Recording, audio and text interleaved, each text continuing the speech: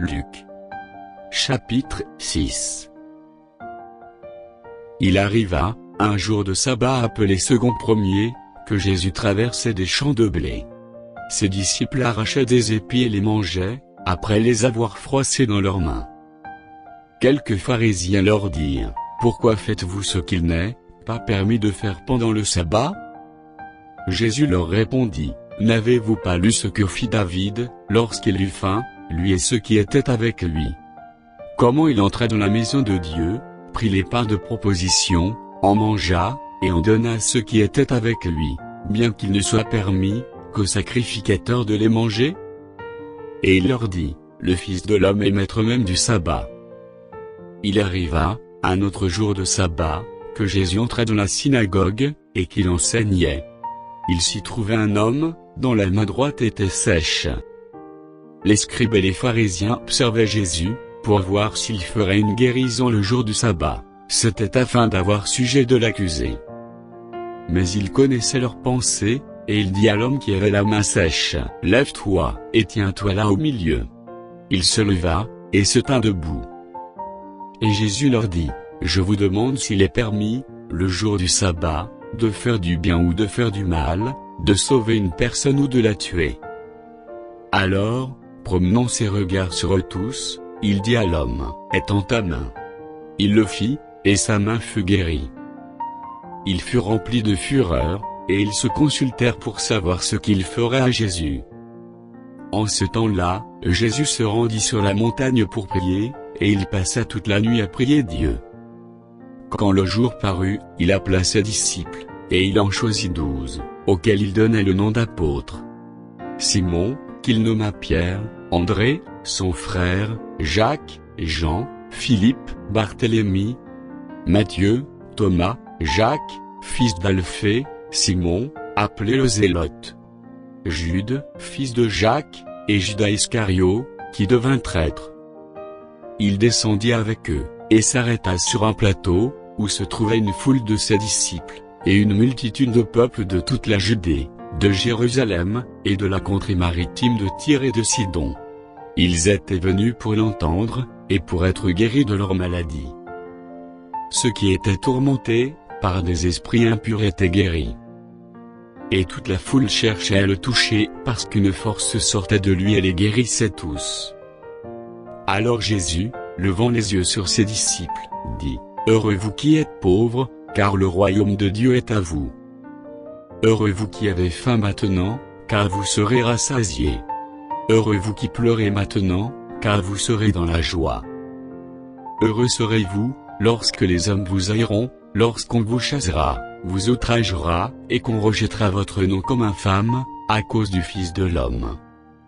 Réjouissez-vous en ce jour-là, et tressaillez d'allégresse, parce que votre récompense sera grande dans le ciel, car c'est ainsi que leur père traitait les prophètes.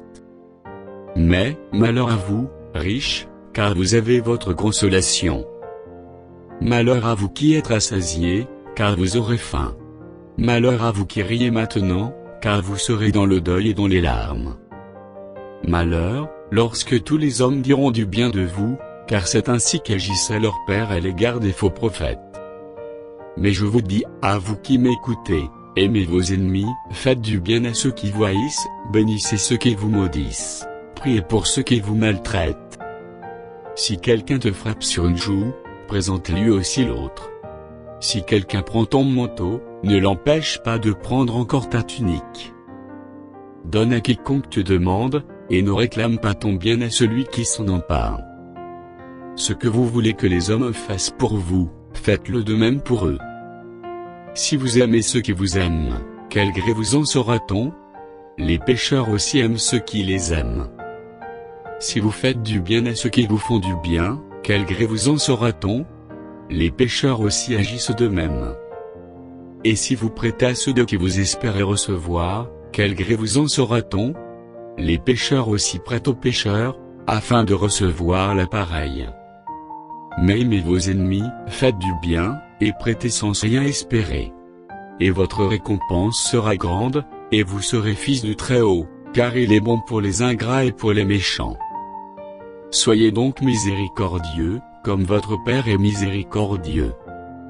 Ne jugez point, et vous ne serez point jugés, ne condamnez point, et vous ne serez point condamnés, absolvez, et vous serez absous. Donnez, et il vous sera donné, on versera dans votre sein une bonne mesure, serrée, secouée et qui déborde, car on vous mesurera avec la mesure, dont vous vous serez servi. Il leur dit aussi cette parabole, un aveugle peut-il conduire un aveugle? Ne tomberont-ils pas tous deux dans une fosse?